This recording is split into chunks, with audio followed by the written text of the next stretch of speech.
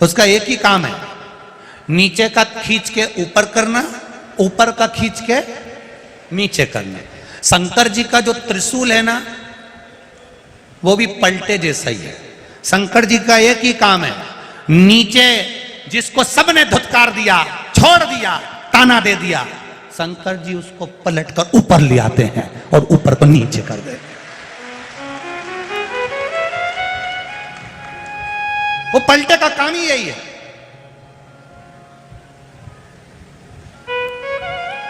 ऊपर वो दलिया बनाई नहीं जीजी, और दलिया थुली जब बनाती है ना, राबड़ी थुली दलिया, तो ऊपर जितनी भी दलिया रहता है ना, वो फुट फुट करे, फुट फुट यूं चुचके। इतना में तो जीजी आई और उन्हें पलटा उठाया, और पलटा उठा के जो ऊपर का नीचे कर, यानी फुट फुट सब निकल गई। ले तो जो ज्यादा फुटके नहीं, तो महादेव पलटा चला के ऊपर का नीचे, नीचे का ऊपर खरीद दे। इसलिए निवेदन है जीजियों, ज्यादा फुट फुट फुट फुट नहीं करना, ज्यादा नहीं फुटक, नीचे से चला ऊपर, ऊपर से चला नीचे।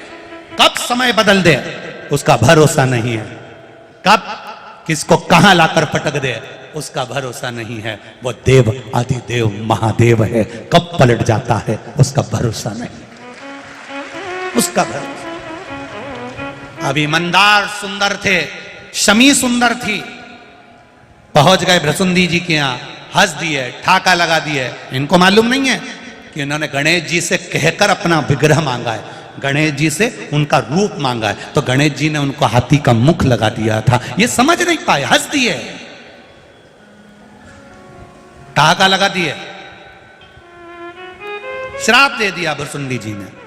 मैं तुम दोनों को श्राप देता हूं, दोनों वृक्ष बन जाओ, और वृक्ष भी ऐसे बनो जिसको ना पशु खाए ना पक्षी खाए, जहर कांटे तुम में सदा रहे। मंदार भी जहरीला हो गया, शमी भी कांटेदार हो गई। दोनों की काया सुंदर थी, इतनी सुंदर थी कि लोग उन पर मरते थे। अब ये स्थिति हो गई कि मंदार जहरीला हो गया, इतना जहरीला कि पशु पक्षी भी ना खाएं। आकड़ा का पौधा बन गया जिसको पशु पक्षी भी ना खाएं। शमी कांटों से लदालूम हो गई, जो किसी काम की ना हो। दोनों वृक्ष बन गए, दोनों वृक्ष बन गए। 4 महीने हो गए। सोनक जी को मालूम पड़ा कि मेरा चेला अपनी बहू को मिलाने के लिए मेरे पास आ रहा था, कहाँ रह गया। सोनक जी ढूंढते ढूंढते पहुंच गए भृसुंडी जी के यहाँ। भृसुंडी जी, मेरा चेला मंदार अपनी धर्मपत्नी शमी के साथ आ रहा था, ना जाने कहाँ चले गया, दिखता नहीं है, मिलता नहीं है।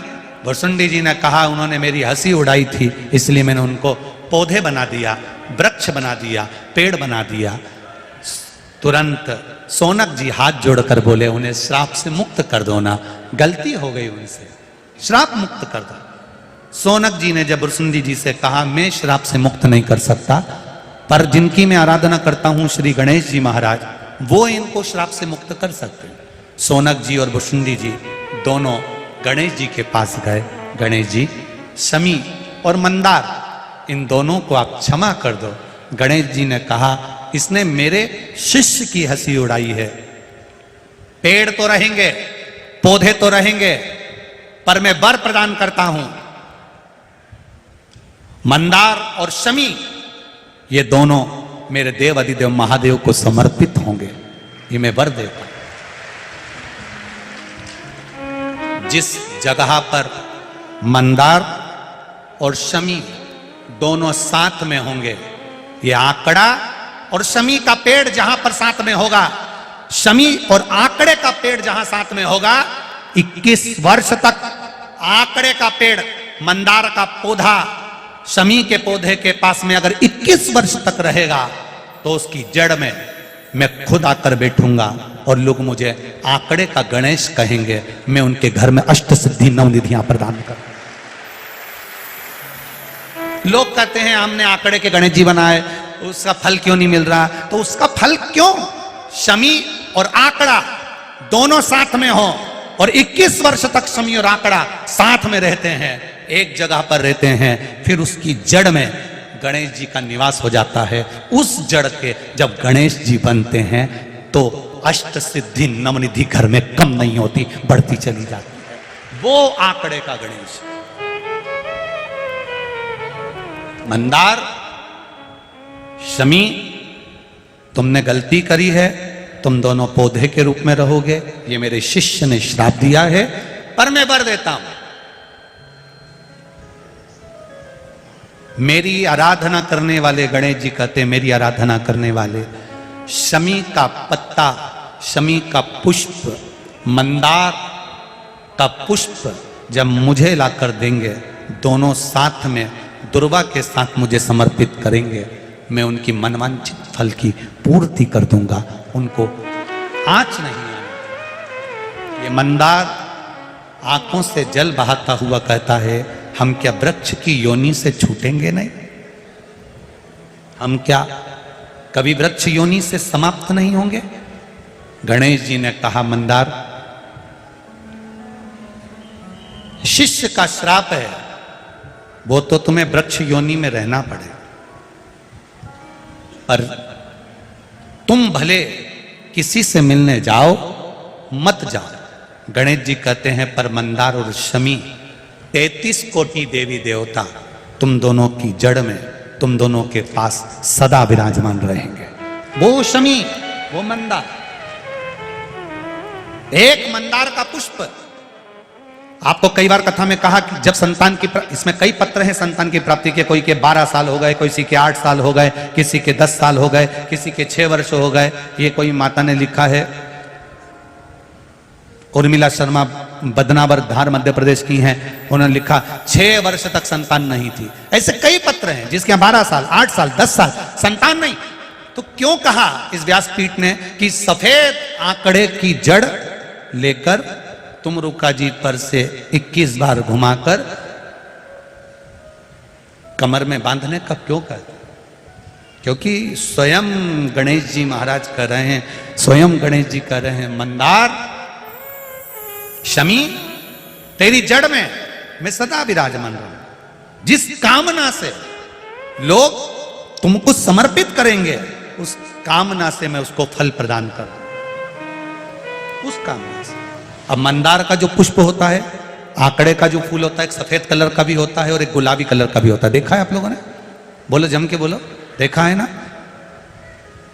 गुलाबी कलर का जो पुष्प होता है, वो आप मंदार का, आंकड़े का जो गुलाबी कलर का पुष्प होता है, आप टीवी पे देख रहे होंगे, एक सफेद देख रहे होंगे, एक मंदार का गुलाबी फूल, नीला कलर का फूल देख रहे होंगे।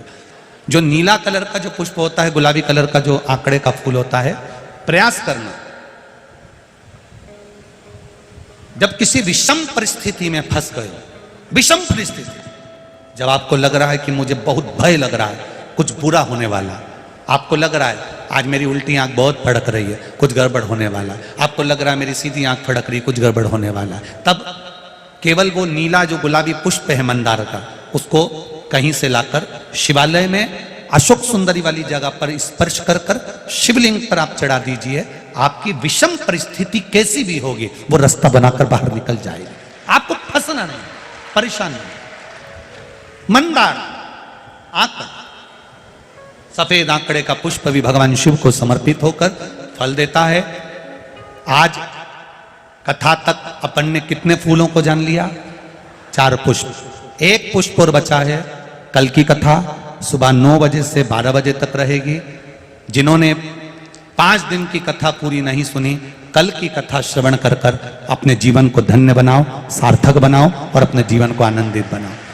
कल की कथा 9 बजे से 12 बजे तक होगी, टीवी पर 2 बजे से 5 बजे तक आएगी। श्री गणेश जी महाराज रिद्धि सिद्धि के साथ पधार रहे हैं, जोरदार ताली बजाएं गणेश जी महाराज की। रिद्धि सिद्धि भगवान श्री गणेश जी महाराज के गले में जयमाला पहना रही हैं। 4 अप्रैल से 10 अप्रैल तक शिव महापुराण की कथा सुंदर आनंद से उज्जैन में प्रारंभ होगी, बड़नागर रोड पर। बड़े आनंद के साथ में आप सब आमंत्रित हैं। बाबा देवादिदेव महादेव की पावन कथा में लाभ लीजिए और अपने जीवन को धन्य बनाइए। गणेश जी महाराज रिद्धि सिद्धि को जयमाला पहना रहे हैं, जोरदार ताली बजाइए। रिद्धि सिद्धि वापिस श्री गणेश जी महाराज को अपनी जयमाला चढ़ा रही हैं। गणेश जी रिद्धि सिद्धि के कंधे पर अपना हस्त कमल रख रहे हैं। हर हर महादेव। जय जय श्री राधे। सभी भक्तों को हर हर महादेव सदा जैसे कृष्णा श्री शिवाय नमस्तुभ्यम।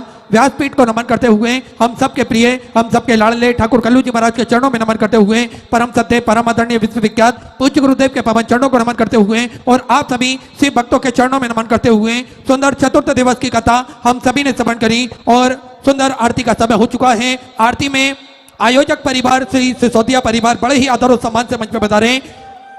देपालपुर विधायक श्री विशाल जी पटेल आदरणीय विधायक महोदय बड़े ही आदर और सम्मान से मंच पर बता रहे।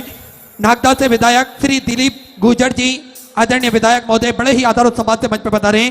श्री गजेंद्र सिंह जी राजखेड़ी पूर्व सांसद बड़े ही आदर और सम्मान से मंच पर बता रहे। श्री कमल किशोर जी पाटीदार, श्री कृष्णकांत जी पाटीदार, कुलदीप जी बुंदेला, मीना शेखर जी यादव नगर पालिका अध्यक्ष बड़े ही आदर और सम्मान से मंच पर बता रहे। श्री अमित जी जैन, कमल जी पटेल, निरंजन सिंह जी पांडे परिवार नागदा छोटा नागदा से, मनोज गौतम जी, शास्त्री जी, कमल जी सिसोदिया, सुनील जी साकुला बड़े ही आदर और सम्मान से सभी भक्त मंच पर पधारे। आरती का आनंद लेकर अपने जीवन को कृतार्थ में करें, आनंद में करें। सुंदर आरती का समय हो चुका है। हम और आप सभी मिलकर सुंदर आरती का आनंद लेंगे। जय जय श्री राधे। हर हर महादेव। श्री शिवाय नमस्तुभ्यं। जय शिव ओंकारा भोले भज शिव ओंकारा ब्रह्मा विष्णु सदा शिव भोले भोलेनाथ महाशिव हरे राम की धारा।